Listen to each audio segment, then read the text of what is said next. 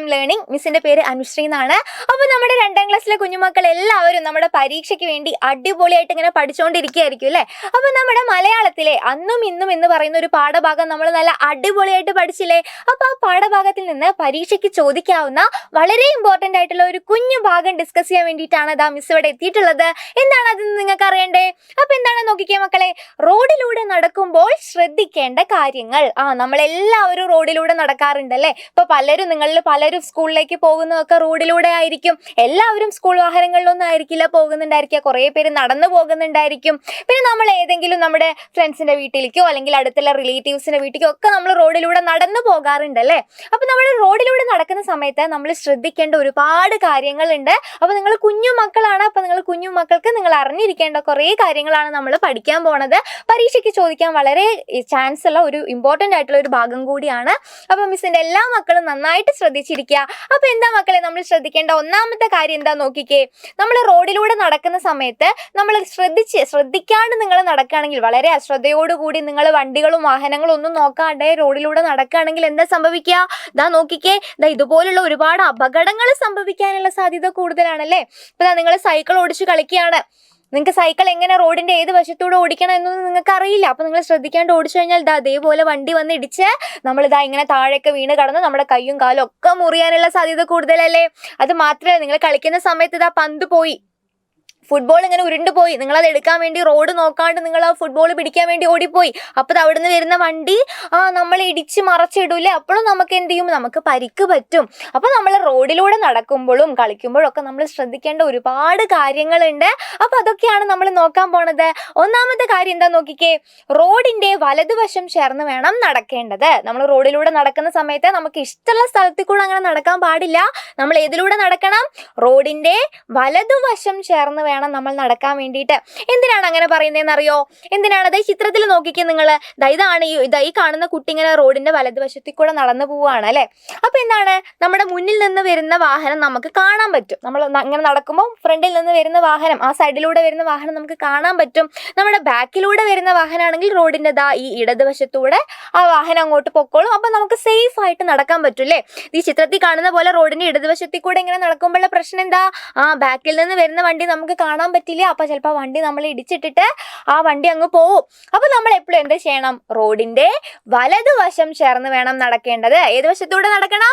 റോഡിന്റെ വലതുവശം ചേർന്ന് വേണം നടക്കാൻ. ഈ മോള് നടക്കുന്ന പോലെ റോഡിന്റെ വലതുവശം ചേർന്ന് നടക്കണം. ക്ലിയർ ആണോ? ഇനി നിങ്ങൾ രണ്ടാമത് ശ്രദ്ധിക്കേണ്ട കാര്യം എന്താണ്? റോഡിൽ നിന്ന് കളിക്കുകയോ റോഡിൽ കൂട്ടം കൂടി നിൽക്കുകയോ ചെയ്യരുത്. കളിക്കാറുണ്ടോ? മിസ്സിന്റെ കുട്ടികൾ എല്ലാവരും റോഡിന്റെ നടുവിൽ നിന്ന് കളിക്കാറുണ്ടോ? നിങ്ങളൊക്കെ മിടുക്കന്മാരാണല്ലേ? അങ്ങനെയൊന്നും ചെയ്യാൻ പാടില്ല. ഇതേപോലെ നിങ്ങൾ റോഡിന്റെ നടുവിലൊക്കെ നിന്ന് ഇങ്ങനെ കളിക്കുകയാണെങ്കിൽ എന്താ പ്രശ്നം? ഇതേപോലെ കാറും ബൈക്കും ഒക്കെ വരും. അവർ ചിലപ്പോൾ ശ്രദ്ധിക്കാണ്ടൊക്കെ ആയിരിക്കും, സ്പീഡിലൊക്കെ ആയിരിക്കും വരുന്നുണ്ടായിരിക്കും. അപ്പം നിങ്ങളതിനെ തട്ടി മറിച്ചിട്ട് പോയില്ലേ? അപ്പം അതുകൊണ്ടാണ് നമ്മൾ പറയുന്നത് റോഡിന്റെ നടുവിലൊന്നും നിന്ന് എന്ത് ചെയ്യാൻ പാടില്ല? കളിക്കാൻ പാടില്ല. കളിക്കാൻ മാത്രമല്ല, റോഡിന്റെ നടുവിൽ ഇങ്ങനെ ഫ്രണ്ട്സ് ഒക്കെ വരുമ്പോൾ നിങ്ങൾ ഭയങ്കര സന്തോഷത്തിൽ അടിച്ചു പൊളിച്ച് റോഡിന്റെ നടുവിൽ നിന്ന് അങ്ങനെ ആഘോഷിക്കാൻ പാടുമോ? റോഡിന്റെ നടുവിലൊന്നും എന്ത് ചെയ്യരുത്. ഇങ്ങനെ കൂട്ടം കൂടി നിൽക്കാനോ ഇങ്ങനെ റോഡിന്റെ നടുവിൽ നിന്ന് കളിക്കാനോ ഒന്നും പാടില്ല. റോഡ് വാഹനങ്ങൾക്ക് പോകാനുള്ളതാണല്ലേ? നമുക്ക് കളിക്കാനും കൂട്ടം കൂടി നിൽക്കാനൊക്കെ അപ്പുറത്ത് ഗ്രൗണ്ടുകളും നല്ല നല്ല കളിസ്ഥലങ്ങളും നമ്മുടെ വീടൊക്കെ ഉണ്ട്. അപ്പൊ ആരും എന്ത് ചെയ്യരുത്? റോഡിന്റെ നടുവിൽ നിന്ന് കളിക്കാനോ കൂട്ടം കൂടി നിൽക്കാനോ പാടില്ല. അപ്പൊ ആ കാര്യം എല്ലാവരും ശ്രദ്ധിക്കില്ലേ? എങ്കിൽ അടുത്ത കാര്യം എന്താ നോക്കിക്കേ, റോഡിന്റെ ഇരുവശത്തു നിന്നും വാഹനങ്ങൾ വരുന്നില്ല എന്ന് ഉറപ്പുവരുത്തിയ ശേഷം മാത്രം റോഡ് മുറിച്ച് കിടക്കുക. അപ്പൊ നിങ്ങൾക്ക് ചിലപ്പോൾ റോഡ് മുറിച്ച് ക്രോസ് ചെയ്ത് അപ്പുറത്തേക്ക് കിടക്കേണ്ട സാഹചര്യമൊക്കെ ഉണ്ടാവാറുണ്ടല്ലേ? അപ്പൊ ചിലപ്പോൾ നിങ്ങളുടെ സ്കൂൾ റോഡിന്റെ ആ സൈഡിലാണെങ്കിൽ നിങ്ങൾക്ക് റോഡ് മുറിച്ച് അപ്പുറത്തെ സൈഡിലേക്ക് കടക്കേണ്ടിയൊക്കെ വരാറുണ്ട്. അപ്പൊ അങ്ങനെയുള്ള സമയത്ത് നിങ്ങൾ എങ്ങനെയാണ് റോഡ് മുറിച്ച് കിടക്കാറ്?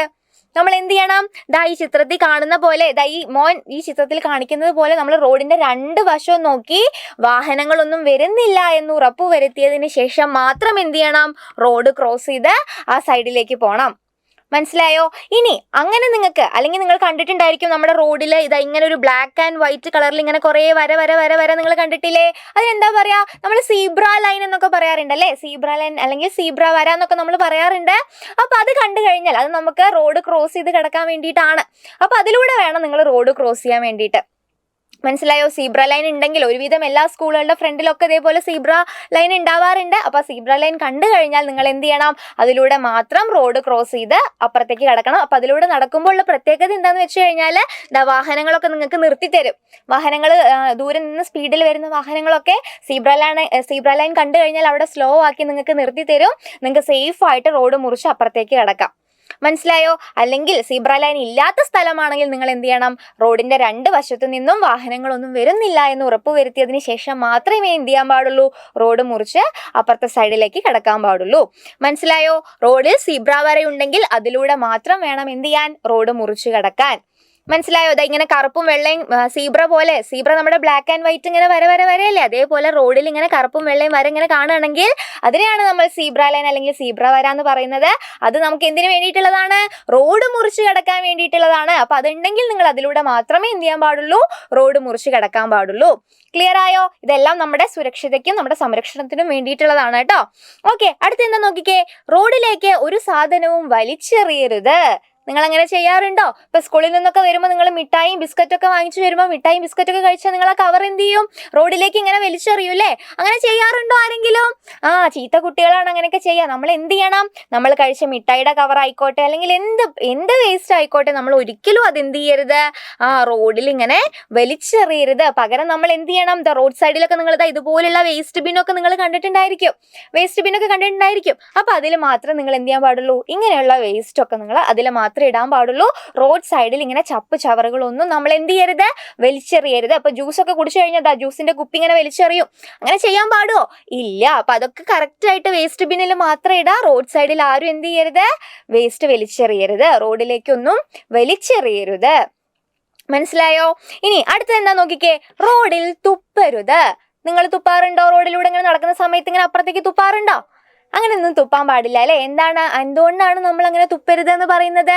നമുക്ക് തുപ്പൽ വഴി പകരുന്ന ഒരുപാട് രോഗങ്ങൾ ഉണ്ടല്ലേ. നമ്മൾ ഉള്ളിൽ നിന്ന് ഇങ്ങനെ തുപ്പുന്ന സമയത്ത് ആ തുപ്പൽ വഴി കുറെ കീടാണുക്കൾ അടുത്ത ആളുടെ ശരീരത്തിലെത്തി രോഗങ്ങൾ പകരാനുള്ള സാധ്യത വളരെ കൂടുതലാണ്. അപ്പൊ അതുകൊണ്ടാണ് നമ്മൾ പറയുന്നത് നമ്മൾ നടക്കുന്ന വഴികളിലും റോഡുകളിലും ഒന്നും എന്ത് ചെയ്യരുത്? തുപ്പാൻ പാടില്ല. തുപ്പൽ മാത്രമല്ല, നമ്മൾ മലമൂത്ര വിസർജനം നടത്താനും പാടില്ല. രോഗം പടരാനുള്ള സാധ്യത വളരെ കൂടുതലാണ്. അതുകൊണ്ടാണ് തുപ്പരുത്, മലമൂത്ര വിസർജനം നടത്തരുത് എന്നൊക്കെ പറയുന്നത്. അപ്പൊ ഇതൊക്കെ എന്താണ്? നമ്മൾ റോഡിലൂടെ നടക്കുമ്പോൾ ശ്രദ്ധിക്കേണ്ട ഒരുപാട് കാര്യങ്ങളാണ്. അപ്പൊ ഇതിൽ ഏതൊക്കെ കാര്യങ്ങളൊക്കെയാണ് നല്ലത്, ഏതൊക്കെ കാര്യങ്ങൾ ചെയ്യാൻ പാടില്ല, ഏതൊക്കെ കാര്യങ്ങൾ ചെയ്യണം, അങ്ങനത്തെ കാര്യങ്ങളൊക്കെ കൃത്യമായി മനസ്സിലാക്കി വെക്കുക. എക്സാമിന് ചോദിക്കുന്ന ഭാഗമാണ്. അപ്പോൾ പഠിച്ചാൽ മാത്രം പോരാ, ഇതെല്ലാവരും ജീവിതത്തിൽ അപ്ലൈ ചെയ്യാനും കൂടെ ശ്രദ്ധിക്കുക കേട്ടോ. ഓക്കെ, അപ്പൊ ഇത്രയാണ് മിസ്സിന് പറയാനുള്ളത്. അപ്പൊ നമുക്ക് ഇതുപോലുള്ള വീഡിയോസ് ആയിട്ട് നമുക്ക് വീണ്ടും കാണാം. അപ്പൊ അതുവരെ എല്ലാവർക്കും ടാറ്റാ, ബൈ ബൈ.